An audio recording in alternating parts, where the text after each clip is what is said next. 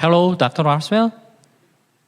So it's time for me to begin. Yeah. Okay. Can you hear me? Yes, I can hear you. Okay. It is my honor to have a keynote session with you today. So we are ready. So if you're ready, you can start your keynote speech, please. Yeah.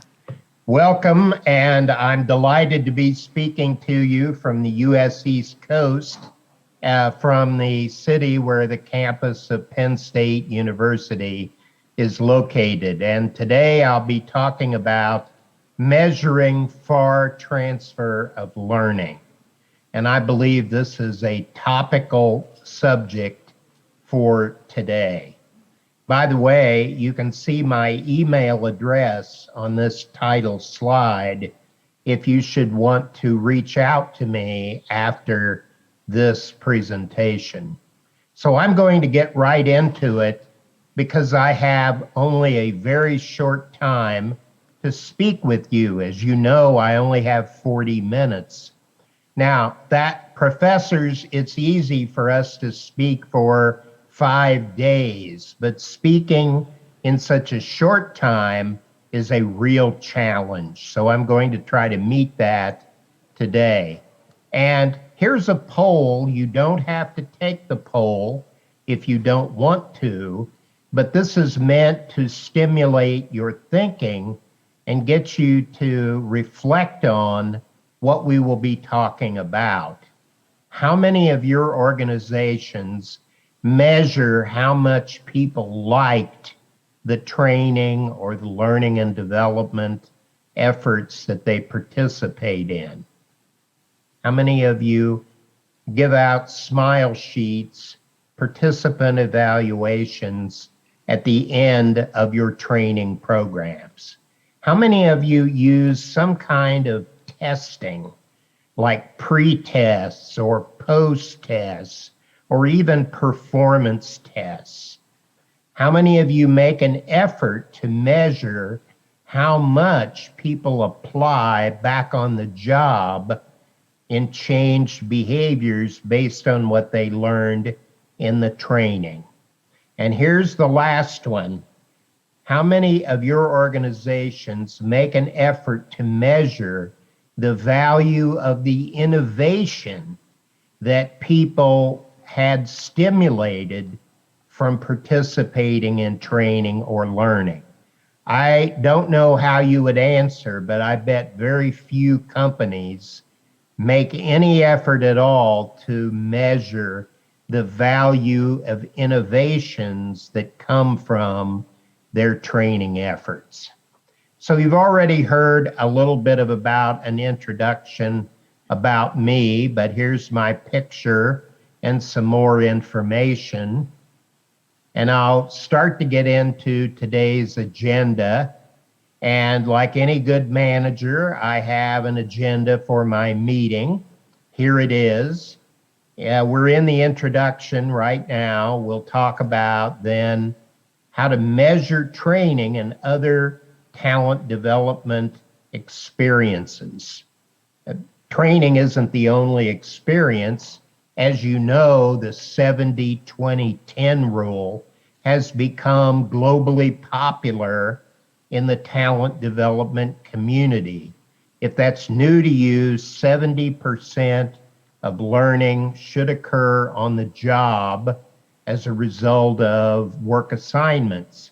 20% should occur through peer interaction and through social learning. And only 10% of talent development should occur through planned learning experiences online or on site. So measuring training and other talent development experiences has become almost an obsession in our field. People want to evaluate everything and determine the return on investment. And I think there is more to it than that. And that's what I want to challenge you to think about in today's session. I want to talk about measuring the far transfer of learning. And if that is a new term to you, If you have never heard the term FAR transfer, then we will explain it. The definitions are appearing even as I am talking.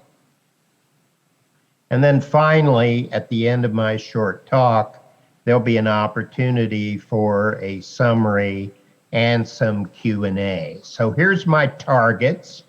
Any good trainer has targets. Here's my targets.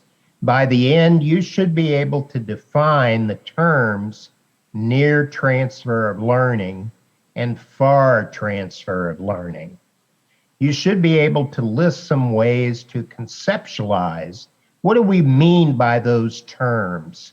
And by the way, there's more than one correct way to think of near and far transfer. Not just one way, but more than one way. But I'll be sticking to one view in this presentation. Then we'll explain the importance of measuring the value of new ideas. Just think about it. Maybe when Bill Gates thought of Microsoft, he was sitting in a training program. We don't know. Maybe Steve Jobs was thinking about Apple computers when he was in a training program. We don't know. But my point here is that very seldom do we make an effort to measure what people are creatively stimulated by the training to think of. That's what we want to talk about today.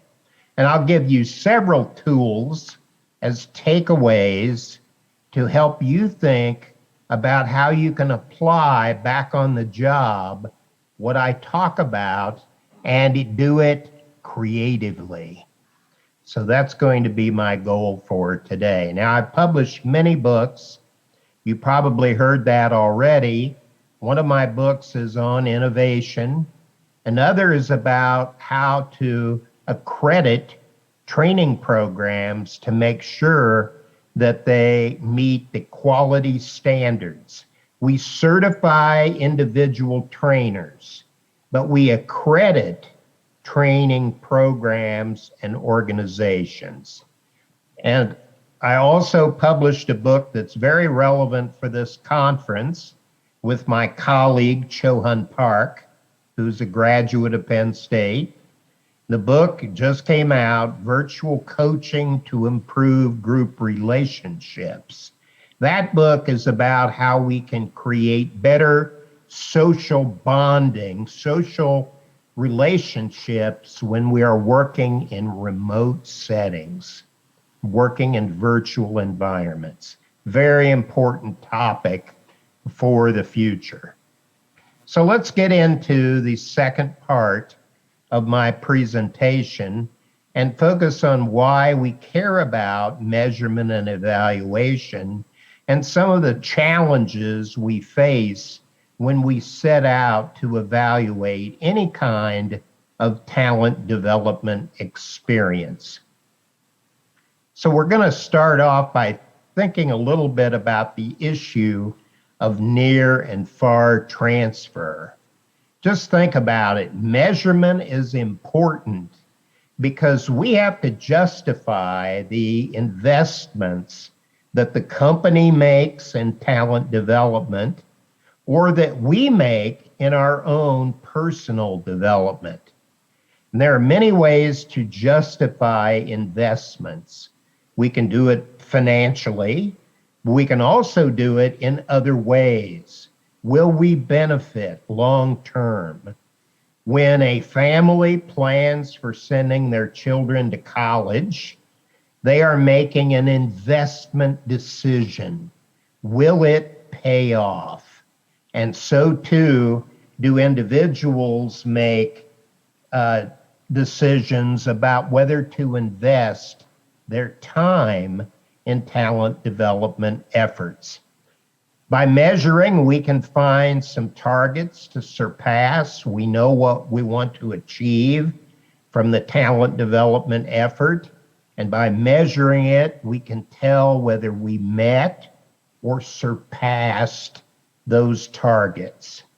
And we can focus the attention of management and workers on the results, the value of the talent development effort. What did we get out of it? Were we able to do important things like reduce turnover? Research indicates training can be a retention strategy. Training can also be very helpful in talent acquisition. If we've got a good program, talent development program, that can attract top talent. People who know that work experience is valuable in increasing their employment prospects for their careers. So a company that has good talent development efforts in place will have an easier time attracting future leaders. So here's a model that's very familiar probably to many of you. This is the Kirkpatrick model of evaluation. You're no doubt familiar with it. If you're not, I'll briefly remind you what this model is about. At the lowest level, we measure how much workers liked the learning experience. Typically, we do that with participant evaluations. Learning, we measure through testing, either paper and pencil tests, pre and post, or midterm exams if we're in college in the middle of the learning, or we can ask people to demonstrate, perform what we have trained them to do. The third level is impact. How much did people change their behavior based on participating in the learning experience? And for purposes of far transfer and near transfer, this level is particularly important, the business impact level. Results is simply the metrics, the measures. What did we gain in terms of productivity improvement or cost reduction based on people participating in a learning and development event? And finally, one thing that so many managers will ask us about if we're in the learning and development function, they will want to know about the ROI, which stands for return on investment. And they want to know if the worker productivity improvement or the cost reduction positively outweighed the cost. They want to know the benefits outweighed the cost of the learning experiences that we've had people participate in. So we know it's difficult to separate the value of training. There are many factors that can affect individual productivity. If you think computers are complicated, try dealing with human beings. And that's particularly true when we set out to demonstrate return on investment. It's very difficult to do. In research, we would say that there are many confounding variables. In other words, that means there are many factors that can influence the impact of worker performance, and some of those factors may be happening at the same time that we're offering a learning and development experience. And if so, if there's a change of manager, or we change the technology, or we make changes in job design or the company organizational design, if we change recognition and reward programs, and if we do anything else like change the way we recruit people or change career paths, that can have a more profound impact on the value of training than the training. It can have a more profound effect on productivity than the training does. And that's why it is so difficult to demonstrate the value of learning experiences. There's just no simple way to do this. Ultimately, the value of talent development often rests in the value systems of our leaders. Do they value human beings? I always find it interesting that in the business world, we get many questions about the ROI of training, but very less often, less frequently, do we get questions about the return on investment from executive bonuses or from our performance management system or from our computer systems. We don't calculate ROI on everything. And yet, it's a very common question that learning and development professionals get when it comes to talent development efforts. The closest we can get to a robust way of evaluating training is to do it the same way we do drug trials, or the same way that the vaccine manufacturers are doing right now to look at the value of the vaccines. They set up a control group and an experimental group, and one group gets no treatment, they get a placebo, and another group gets the treatment, and they compare the two to see if the medicine works. We can do the same kind of thing with training, but it's very rare because it is expensive to do. And often, if we try to do it in an organizational setting, management will say, wait a minute, why are we training one group and not training another group? Does the training work or not? Why are we doing this?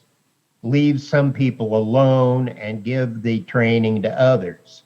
It does not make practical sense in business environments. So let's move on to talk about why we should care about near transfer and far transfer, particularly in the context of evaluation and measurement.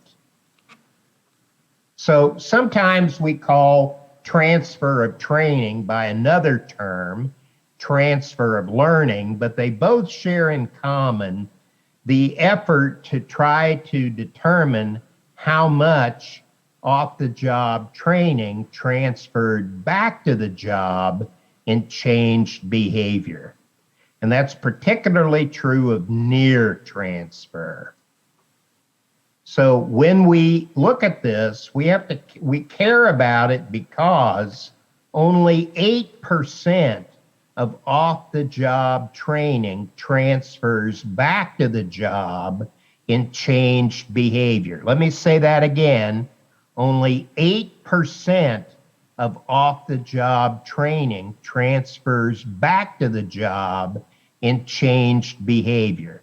That means that for every $1 US we invest in training, we get only 8 cents of impact. That's terrible. When we hear that, we say, why would we ever invest money in training? Maybe there are other ways to affect productivity. But I would say that we don't stop there. Remember, the reason we only get 8% of on-the-job behavioral change is that 80% is lost due to memory loss. And you lose 80% of what you hear within 48 hours. 80%. So that's one of the reasons why we lose so much value in training investments. The other 12% is lost because we didn't affect the corporate culture. If one person from a work group or team goes to training and the other people did not go to training, then the coworkers or the manager will not necessarily support the worker's efforts to try to apply what he or she learned on the job. And so this is why we only get 8% of training transfer.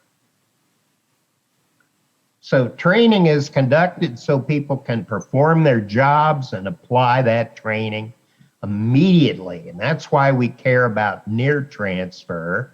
We want them to take the training and then go back to the job and just do it. But that's difficult if people forget so much so quickly and their coworkers and their boss don't support them implementing what they have been trained to do.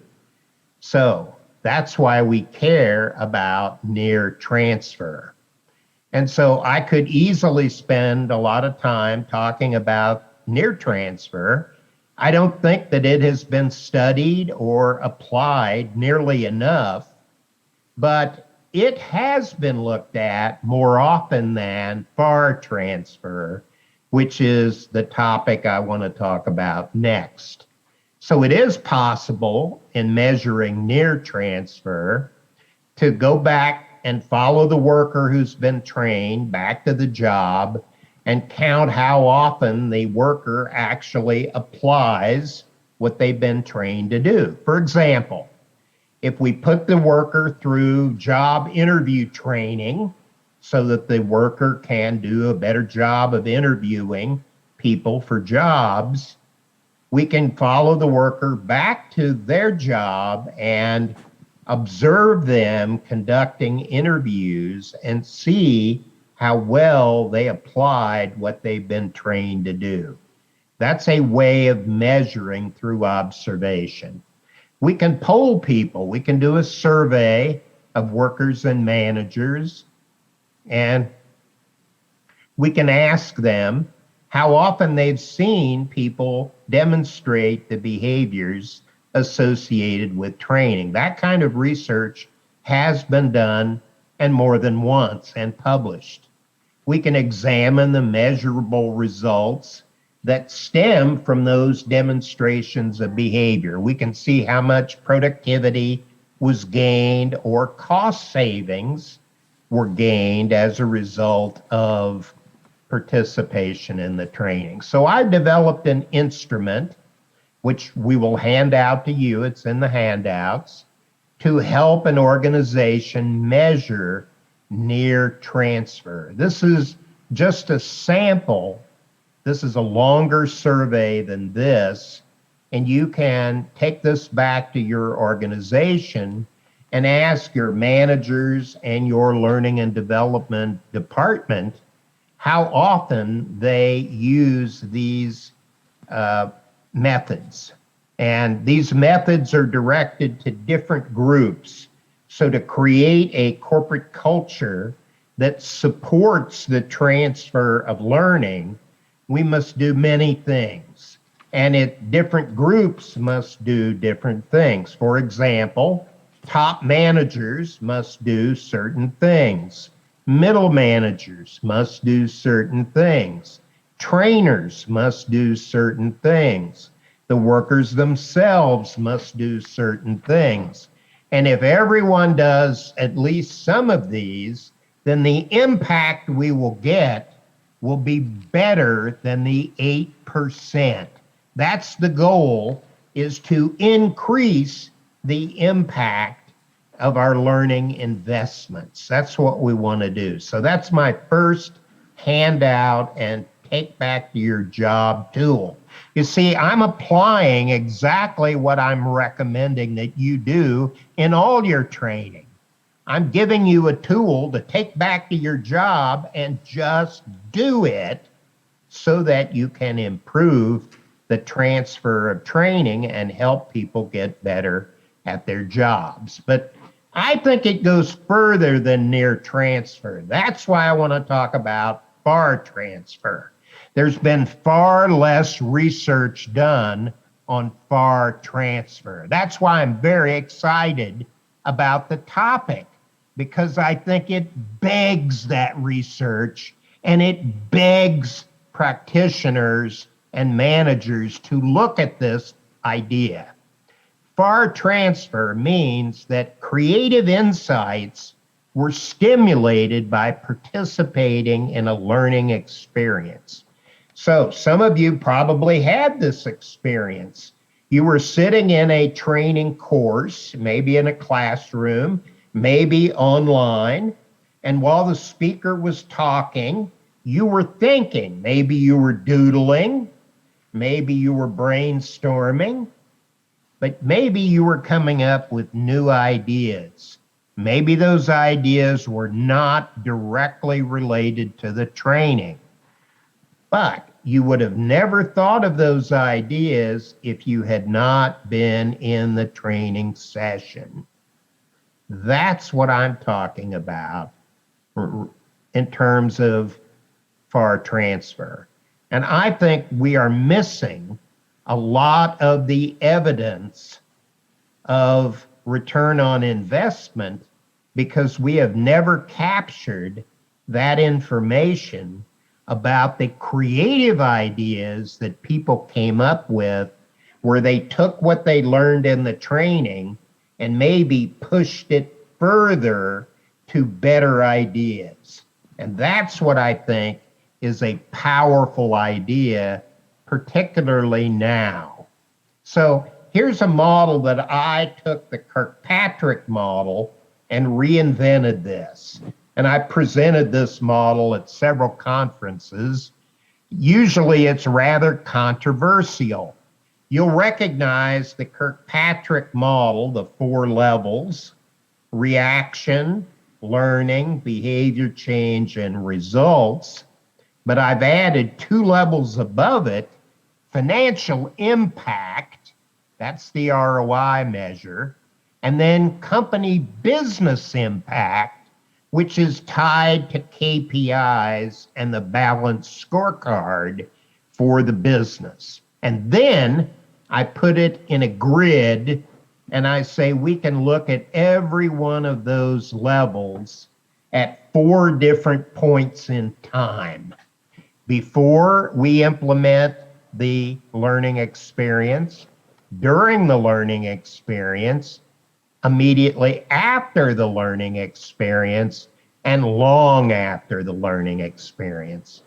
Obviously, behavior change and FAR transfer are related, and FAR transfer relates to what happens during, after, and long after the change effort. So trying to make this clear, I'm trying to make this very clear for you. Normally when we conduct training, formal training, we identify the instructional objectives to be achieved by the end of the training program. Recently, people like Jack Phillips have been talking about establishing performance objectives. Those are objectives that are not to be met at the end of training, but are to be met back on the job for each learner.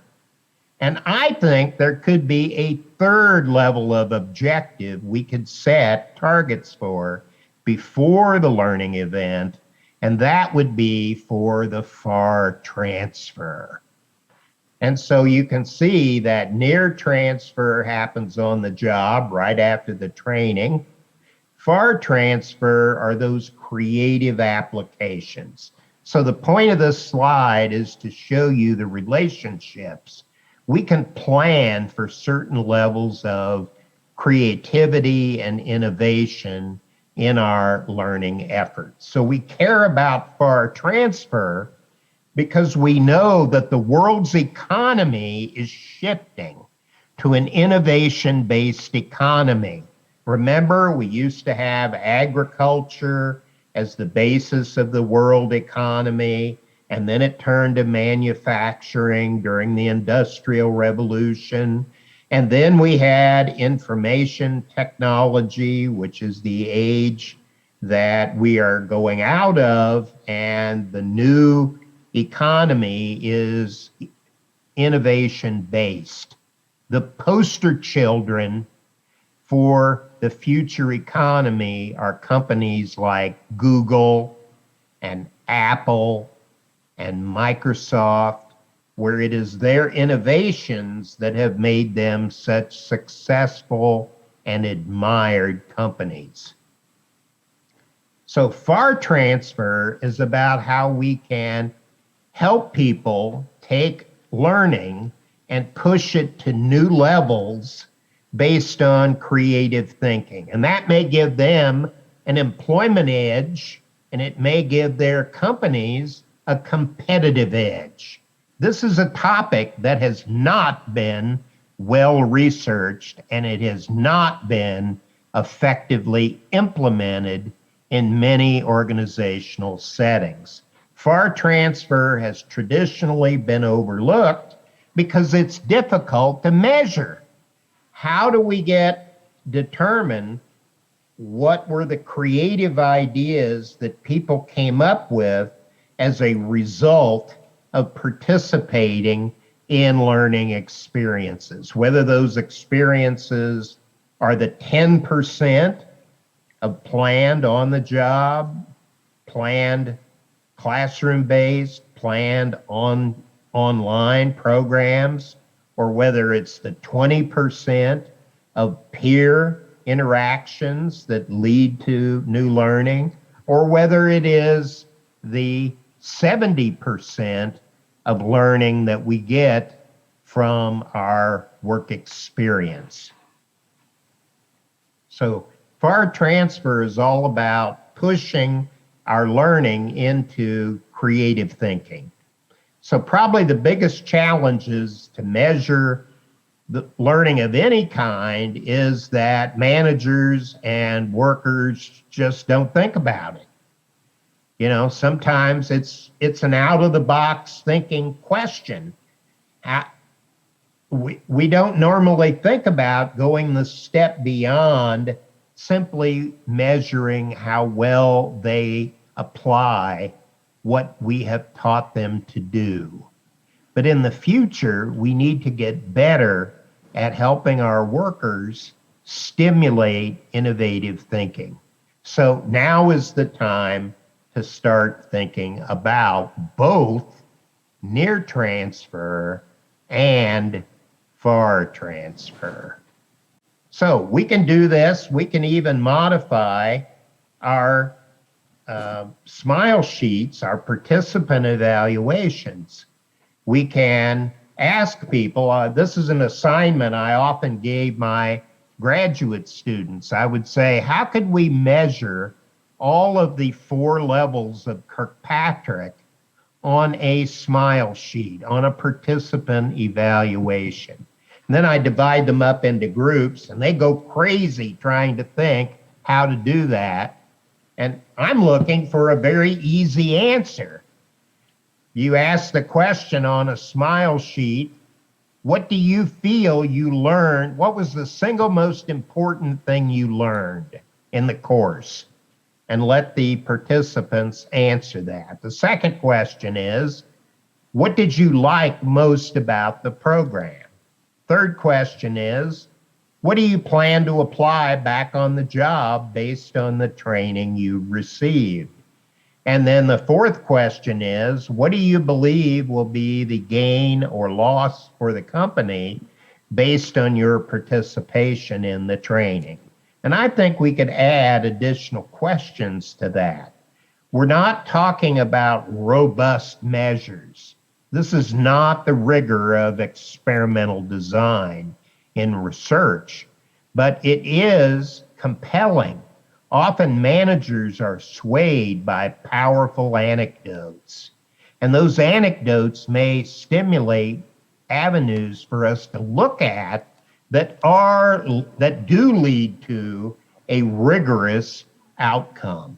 So it's just a thought, something creative for you to take home And that's what I would urge you to do in this conference, is to be thinking creatively about how you can use what you hear and push it to new levels.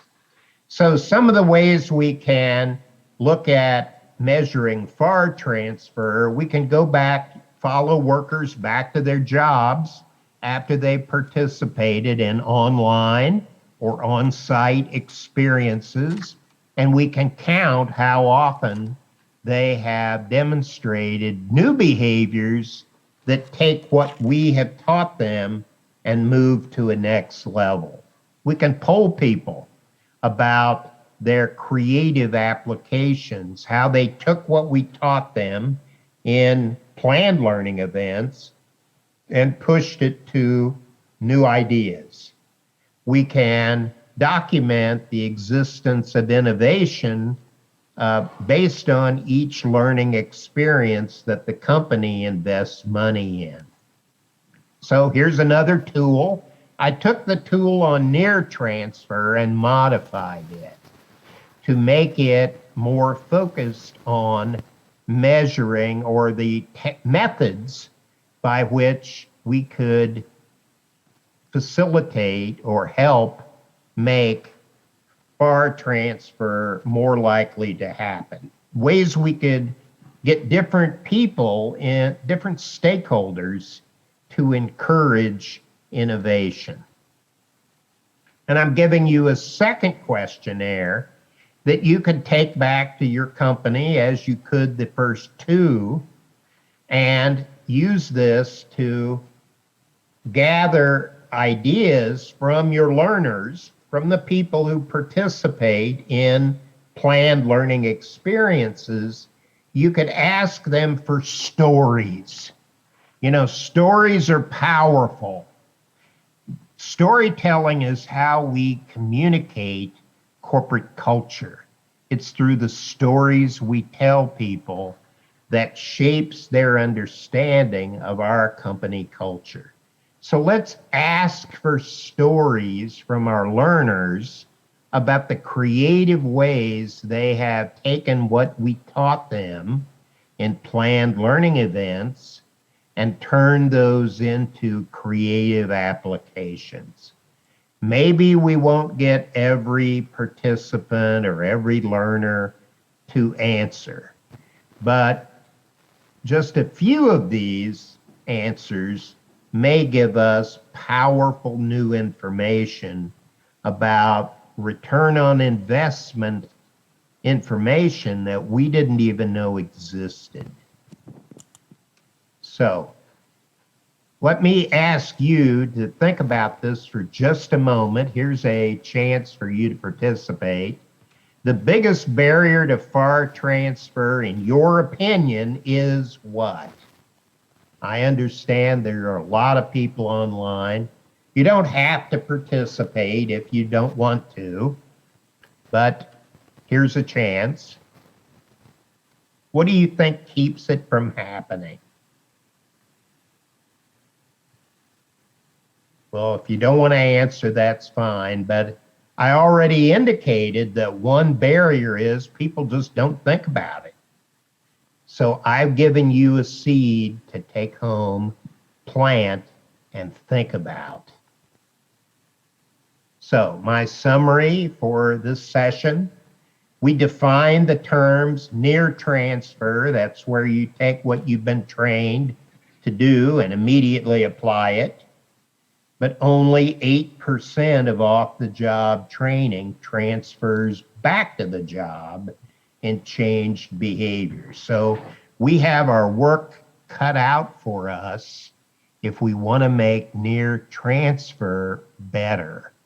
And FAR transfer is even more exciting, but tougher to get to, because we need to stimulate the creative application of what people have been trained to do. We have to get them to think beyond what they have been trained to do to come up with creative applications. We talked about the importance of measurement and why we should care about measuring this and stimulating innovation because the world's economy is turning to an innovation-based economy. And I gave you several tools that you can take back and actually apply. So your transfer of learning from this session should be high if you choose to apply those tools. Okay, so these are the handouts that you're going to receive: the near transfer instrument, the far transfer instrument, and the storytelling instrument where you can pull critical incidents out of people so you can get a sample of actual situations in your organization where people demonstrated or showed far transfer. So that leads me to a chance for question and answer, and I will turn to my distinguished colleagues and ask them what to facilitate the Q&A session. 네, 윌리엄 로스웰 교수님 강연 감사드립니다. 네, 지금 심플로우를 통해서 참관객들이 질문을 많이 해주고 계시는데요. 네, 이진구 교수님께서 질문을 선정해서 소개 부탁드립니다. 네, thank you for your presentation, Dr. Russell. Yeah, we have translator. So after that, I'm going to speak in Korean. Okay. 저기 Okay. 통역사분이 예, 통역사분이 계신데요. Go ahead. 이제 여러 가지 이제 질문들이 나와 있는데 여러 가지 질문 전에 제가 좀 먼저 여러분들 질문 올리시는 동안에 제가 생각하는 질문을 좀 먼저 우리 라스웰 교수님한테 드려보도록 하겠습니다. Thank you for your presentation. And while participants are uploading their questions on the SimFlow, let me give you questions first. Okay. 오늘 이제 저희한테 fast transfer하고 또 사용할 수 있는 도구들을 주셔서 진심으로 감사드립니다. Thank you very much for sharing the definition of fast transfer of learning and applicable tools today. 그런데 이제 fast transfer에 대해서 좀 더 얘기를 해보기 전에 아마도 오늘 이 강연을 들으시는 분들이 아마 전 세계적으로 이 팬데믹 상황 이후에 HRD가 어떠한 특징을 가지고 있는지를 좀 궁금해하실 것 같아요. 그래서 그러한 부분에 대한 교수님의 고견을 먼저 좀 여쭙고자 합니다. Before getting into fast transfer definition, I believe that many people today, I believe they are very interested in common characteristics of HRD in the era of pandemic worldwide. Right. Well, I think the most important characteristics today is the ability to engage learners through remote or virtual learning environments. In fact, I'm working on a research study at the moment, and I've used focus groups with company trainers, and I pull them together and simply ask the question, how do we engage learners more effectively, getting them involved in remote learning? And so far, I have 350 ways to do that. The goal that I'm trying to achieve is to come up with a directory, a resource guide of methods that we can encourage learners to be more interactive in virtual settings.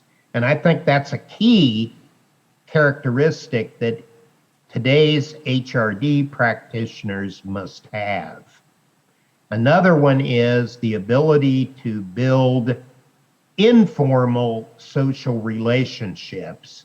There's a tendency when we work online and when we learn online to focus very much on the task and forget about the people, the informal relationships that are so important in face-to-face settings.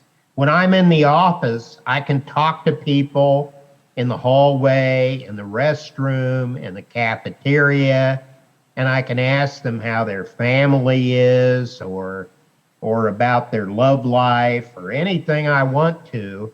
But when we meet online and we learn online, we tend to be very focused on the task in front of us, and we lose that informal relationship that's so important as social glue that helps people work together effectively.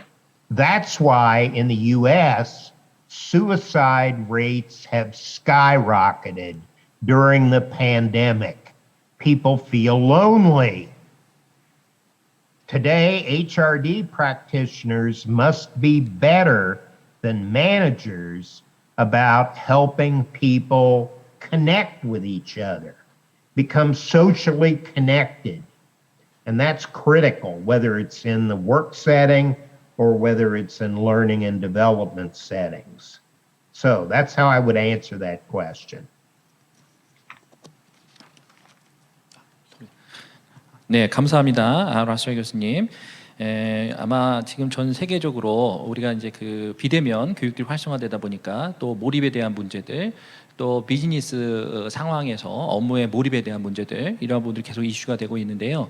그러한 부분에 대해서 교수님께서 말씀을 잘 해주신 것 같습니다. 그 두 번째 질문이 있는데요. 현재 HRD가 전통적인 어떤 HRD에서 벗어나서 테크놀로지를 기반한 어떤 자기주도적인 학습들이 많이 강조가 되고 있습니다. 이러한 상황에서 혹시 원전이를 우리가 촉진할 수 있는 for transfer를 촉진할 수 있는 효과적인 학습 전략이 있다면 어떤 것이 있을지 좀 말씀해 주시면 좋을 것 같습니다. Thank you very much for your answer. And worldwide, the content-less education is spreading. So I believe that many countries around the world are facing the issue of how much learners can concentrate on their education. And moving on to the second answer, I believe that these days traditional HLD is moving beyond its own scope, and they are emphasizing the importance of self-directed learning based on technologies. So against this backdrop, what do you think are effective learning strategies to facilitate fast transfer of learning? Well, first of all, I think we have to rethink a lot of the traditional creative thinking approaches. There's a book I'm very fond of, Techniques of Structured Problem Solving. That's the book title. Let me say that again. Techniques of Structured Problem Solving. And that particular book is a cookbook of approaches to help teams and individuals stimulate their creative thinking when they confront problems. It's a step-by-step guide of how you would lead a team or a group of an individual through coming up with creative solutions to the problems they face. I think we've got to start to use more of those in our training programs and even build them in the 70-20-10 rule. I don't want you to get the impression that FAR transfer is important only in planned training, the 10% of the 70-20-10. I think we can also apply FAR transfer even when it is learning that is embedded in the work experience or in social interactions. It all starts with a willingness to push what we're thinking into new levels of creative thinking. Don't just stop when we have finished the lesson. We have to stimulate people to think beyond the lesson, beyond the work experience, beyond the social interaction that occurs in social learning.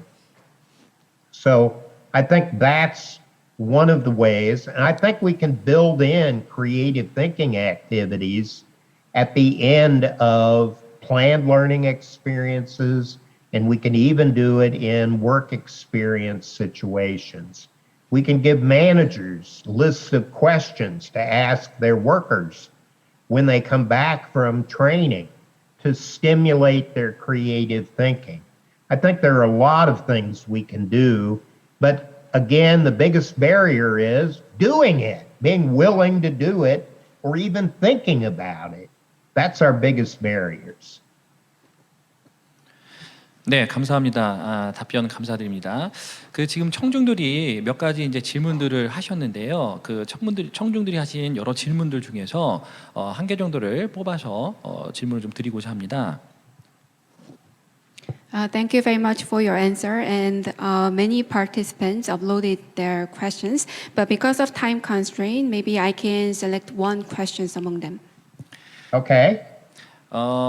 그 청중 중에서 근전이와 원전이를 명확하게 구분을 할 수 있을지, 그리고 결국에는 근전이가 원전에 영향을 미친다면 근전이가 원전이를 위한 어떤 선행 요건이 돼야 하는지에 대한 질문이 있었습니다. 이 부분에 대해서 어떻게 생각하시는지요?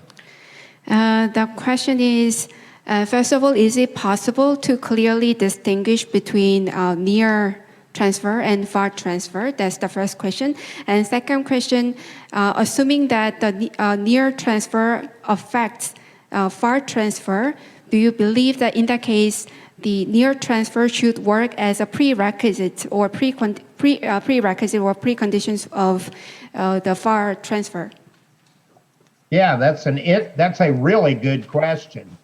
And I think that they can be connected. I think near transfer can lead us to, when we're applying what we've learned in training, and we get back to the job and we try to apply it, our experience may give us new ideas. And that will then lead to far transfer. So yes, I can see how the person who posed that question would think like that. But I think they can also be separate. I think I can be sitting in a training program in a classroom, and I can be doodling or mind mapping on a sheet of paper, and I can have random thoughts that will lead to breakthrough ideas. And in that case, I'm not basing the new ideas directly on the learning. Instead, I have gone beyond it. But I haven't even gotten back to the job at the time that that creative thought hits me or that I think of that new idea. So the short answer is, I think that yes, it's possible near transfer could be a prerequisite, but I think that we can also focus just on the far transfer by itself. 네, 감사드립니다. 교수님 시간 관계상 이제 마지막 질문 하나만 좀 드려보도록 하겠습니다. 우리 청중들이 질문하신 것 중에 제일 그 많은 추천이 있는 질문인데요. Thank you very much for your answer. And because of time constraint, I think that I can ask you only one last question. And this question actually received the most recommendation from other participants. 예, 아까 Okay. 그 제가 드렸던 두 번째 질문하고 좀 연관이 되는 것 같긴 한데요. 조직에서 이런 어떤 그 원전이와 근전이를 극대화시킬 수 있는 어떤 조직의 문화를 어떻게 좀 바꿔나갈 수 있을지에 대한 질문이 있었습니다. 이 질문에 대해서 혹시 어떻게 생각하시는지 말씀 주시면 좋겠습니다. This question may be related with the second question that I raised before. And in order to maximize the effect of near transfer and far transfer within the organization, how can we change the culture of organization? Well, that's exactly what many trainers worry about. That's why we moved away at Penn State in our program from focusing so much on individual training and focusing instead on organization development. So organization development is the field that focuses on humanistic corporate culture change. And we know that only 10% of company problems can be solved by training alone. Only 10%. 90% of company problems with human performance have to be changed through methods other than training. And there are many other approaches we can use to change performance. We can change the people we hire, the way we reward people, the supervisors they have, the feedback systems, many, many things. And as a result, yes, we do have to change corporate culture, and there is research on how we can create corporate cultures that inspire innovation. So it's more than just focusing on far transfer, although that's part of it. Yes, we can focus on creating corporate cultures that inspire people. And there's evidence that some companies have succeeded at that. If you've ever had a company tour of Google headquarters, you know what I'm talking about. People are so excited about the energy in their jobs that they basically move in their offices. They have their bed there, and they have a cook stove there and a refrigerator, and they basically live there because they're so excited and engaged in the work they do, and it so stimulates them that they don't want to leave. And so you could argue that that may not be totally healthy. We do want to have a personal life. But when we feel excited by the corporate culture and it supports us, what's the opposite of a culture that supports innovation? I think it's a bureaucracy where we have to get permission to do everything. We have to ask our boss for permission to do anything. That's very disruptive to human well-being. So I think the answer to that question is yes, we can build a culture, and the way we do that is through the field of organization development. 네, 교수님 답변 감사드립니다. 이렇게 늦은 시간까지 강연을 해주시고 또 Q&A에 성실하게 임해 주셔서 진심으로 감사드립니다.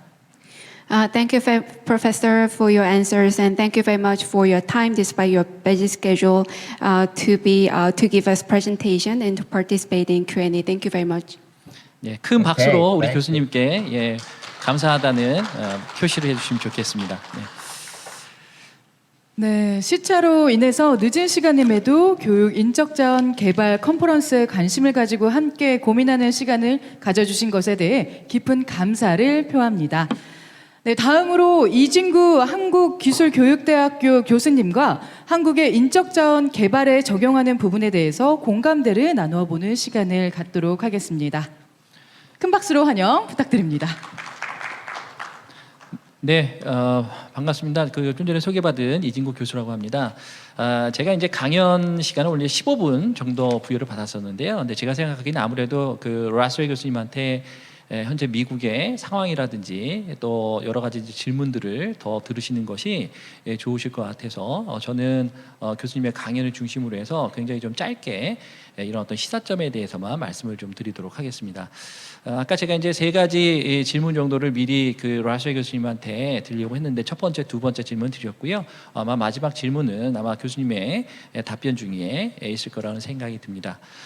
오늘 라스웰 교수님께서 얘기해 주신 내용은 평가와 관련된 내용이죠. 사실 우리 인력 개발 분야에서 또는 직업 능력 개발 분야에서 평가라고 하는 것은 굉장히 중요합니다. 우리가 이런 사람에 대해서 투자를 하고 또 투자한 것이 얼마만큼의 성과를 냈는지를 생각해 보는 것은 당연한 어떤 프로세스라고 생각이 드는데요. 이런 어떤 평가와 관련돼서 가장 많이 활용되는 모델이 바로 이 커크패트릭의 4단계 모델이라는 겁니다. 그래서 이 커크패트릭은 아까 우리 라스웰 교수님도 소개를 해주셨지만 교육이 끝나고 나면 레벨 1 리액션 우리 학습자들의 반응, 그 다음에 레벨 2는 러닝 학습에 대한 어떤 그런 내용들. 그 다음에 레벨 3는 behavior, 즉 학습된 내용을 업무 현장에 가서 어느 정도 적용을 하고 있는지에 대한 내용들. 그리고 마지막으로 그로 인해서 기업이라든지 조직이 원하는 성과를 냈는지, 그게 이제 레벨 4 리절트로 보시면 되겠습니다. 그런데 이 중에서도 지금 그 현재 가장 강조하고 있는 것이 바로 레벨 3 현업 적용도 평가라고 보시면 되겠습니다. 우리가 이제 직업 능력 개발에 대해서 우리가 뭐 그 실업자라든지 또는 우리 그 조직에 계신 재직자분들이 학습을 하셨단 말이죠. 그럼 학습을 한 이후에 그 배운 내용들을 실제 업무에 가서 어느 정도 적용하고 있는지가 사실은 가장 중요한 부분이 될 것 같습니다. 그런데 사실 여러 가지 현실적인 제약 때문에 우리가 학습에 대한 만족도 또는 학습 내용에 대한 평가에 초점을 맞춰서 하는 것도 사실이죠. 그런데 이런 어떤 레벨 3 평가가 굉장히 중요한데요. 이 레벨 3 평가도 가만히 살펴보면 두 가지로 나눠진다는 걸 말씀하셨습니다. 우리나라 말로는 학문적으로 근전이, 그 다음에 원전이라고 표현을 합니다. 그래서 우리 HRD 학자들은 near transfer를 근전이라는 표현을 쓰고요. 그 다음에 far transfer는 원전이라는 표현을 씁니다. 근데 근전이는 뭐냐 하면 실제 교육 내용에서 배웠던 내용들을 그대로 업무 현장에 가서 적용하면 우리가 근전이가 되는 겁니다. 그래서 교육을 통해서 어떤 업무를 수행하는 어떤 절차나 방법이나 기술들을 학습을 하고 그 내용을 그대로 가서 적용을 하면 그건 우리가 near transfer가 되는 거죠. 그래서 대개 보면 절차적 지식 중심으로 되어 있고요. 자, 그런데 이제 교육을 통해서 어떤 개념이나 원리를 학습을 했는데 그와 유사한 상황에서 그 내용을 쓰는 것이 아니라 그와 좀 맥락은 다른 상황에서 창의적으로, 아까 우리 그 라스웨이는 혁신적이라는 표현을 굉장히 많이 쓰셨는데요. 혁신적으로 새로운 아이디어를 얻게 된다면 바로 그것이 원전이라고 할 수 있겠습니다. 우리가 여태까지 근전이를 측정하고자 하는 노력은 굉장히 많이 했는데요. 학습자들이 학습하고 나서 배운 어떤 내용들 중에서 이것을 다른 곳에다가 적용해서 뭔가 창의적으로 만들거나 혁신적인 것을 만드는 원전이를 측정하는 것들은 사실 잘 안 이루어졌던 것 같습니다. 그렇기 때문에 오늘 그 라스웰 교수님의 어떤 강연을 쭉 생각해 봤었을 때 가장 핵심이 되는 거는요, 우리가 학습을 했었을 때 근전이도 중요하지만 우리가 간접적으로 학습의 효과를 나타내는 것이 있다는 것에 주목할 필요가 있다는 겁니다. 그래서 교육 효과는 교육에서 배운 내용을 업무와 유사한 환경에 직접적으로 적용해서 성과를 낼 수도 있지만 전혀 다른 맥락에서 내가 창의적으로 뭔가에 적용함으로써 또 혁신적인 업무 성과를 창출할 수 있기 때문에 이런 어떤 원전이에도 지속적인 관심을 기울일 필요가 있다는 겁니다.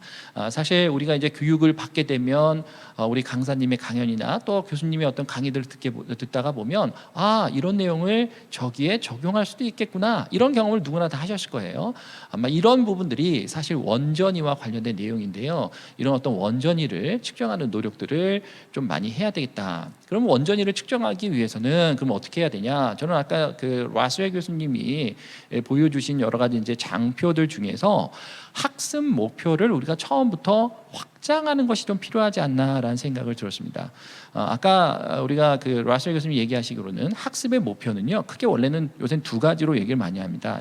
첫 번째는 이제 교수 목표죠, instructional objective. 그래서 학습자가 본 교육이 끝나고 나면 얻을 수 있는 어떤 학습의 내용들, 행위들을 중심으로 한 게 이제 instructional objective고요. 학습자가 근데 현장에 가서 어떠한 행동을 보여줘야 되는지에 중심으로 해서 기술한 것은 performance objective라고 우리가 얘기합니다. 수행 목표라고 얘기합니다. 우리나라 말로는. 그래서 우리가 이런 어떤 교수 목표나 수행 목표에 대해서는 이미 많이 알고 있는데 여기에다가 하나의 또 다른 목표를 제시를 해주셨습니다. 바로 창의와 혁신적인 어떤 학습 목표입니다. 그래서 이 학습을 하면서 또 본인이 다른 곳에 이 학습 내용을 적용해서 창의적이고 혁신적인 것을 만들 수 있다는 것을 염두에 두고 학습 목표를 그러한 쪽으로 좀 확장해 보는 것을 좀 추천을 해 주셨는데요. 이런 어떤 원전이를 위한 어떤 학습 목표 확장이 우리가 좀 생각해 봐야 되는 어떤 포인트가 아닌가 싶습니다. 그리고 더불어서 우리가 1단계나 2단계 평가를 할 때도 원전이를 측정하는 것을 좀 염두에 두고 이 평가들을 진행할 필요도 있어 보입니다. 예를 들면 1단계 우리가 그 스마일 시트 만족도 평가를 할 때 교육을 받으면서 새롭게 떠오른 아이디어는 또 뭐가 있는지, 그 다음에 업무 현장에 그래서 내가 좀 새롭게 적용해서 업무를 수행할 그런 아이디어는 뭐가 있는지, 이런 부분들을 좀 물어본다면 이러한 부분도 원전이를 측정할 수 있는 하나의 도구로서 역할을 할 수 있지 않을까라는 생각이 좀 들고요.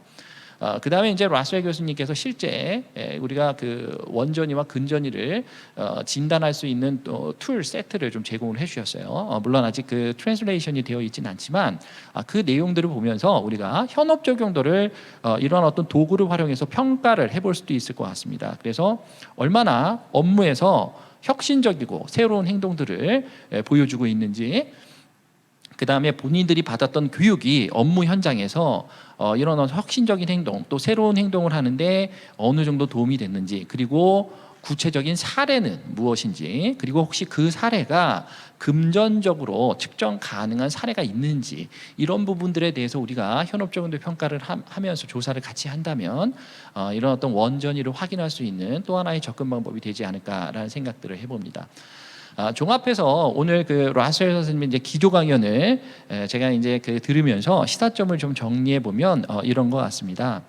첫째는 학습을 통해서 얻은 직접적인 행동의 변화도 중요하지만 간접적으로 얻은 어떤 개념, 이런 어떤 아이디어를 활용해서 새로운 변화, 혁신을 이끈 행동의 측정도 중요하다는 점입니다. 어떻게 보면 우리가 교육에서 간과하고 있었던 굉장히 중요한 교육의 또 다른 기능이라고 생각을 합니다. 그래서 우리는 항상 직접적인 효과도 있지만 간접적으로 사람들을 성장시키고 발전시키고 그를 통해서 혁신적인 아이디어를 내게 하는데도 이러한 어떤 훈련과 교육이 분명히 역할을 하고 있다는 것을 우리가 인지하는 것이 좀 필요할 것 같습니다.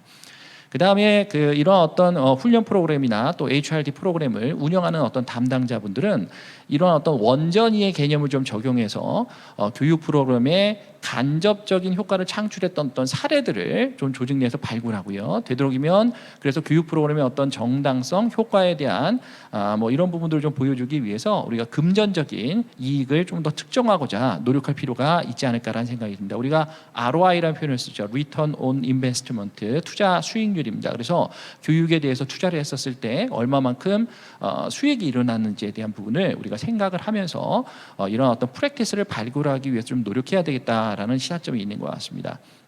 그다음에 마지막으로 우리 국가 차원에서도 보면요, 우리 이제 직업 능력 개발의 달을 맞이해서 우리 직업 능력 개발도 우리가 사실은 측정하지 못하고 있는 어떤 숨겨진 교육 효과가 분명히 있을 거라고 생각합니다. 그래서 구직자나 재직자들이 훈련 프로그램을 통해서 교육 내용을 직접적으로 학습하고 업무 성과가 높아지는 것도 있지만 본인의 어떤 성장 또는 어떤 새로운 아이디어나 이런 것들을 창출하면서 어떤 개인의 삶 또는 어떤 이 사회 전체의 삶을 풍요롭게 하는데 분명히 이바지하고 있는 부분들이 있을 거라고 생각하는데요. 그런 어떤 숨겨진 교육 효과를 측정하고 또 홍보하는 방법에 대해서도 고민해 보는 것이 필요하지 않을까, 이런 제안을 좀 드리고자 합니다. 네, 오늘 우리 라스웰 교수님하고 같이 이렇게 기조 강연을 Q&A도 하고 또 랩업을 하게 돼서 굉장히 기쁘게 생각하고요. 오늘 경청해 주신 여러분 모두에게 진심으로 감사의 말씀을 드리면서 모든 강연은 이어서 마무리 짓도록 하겠습니다. 네, 감사합니다.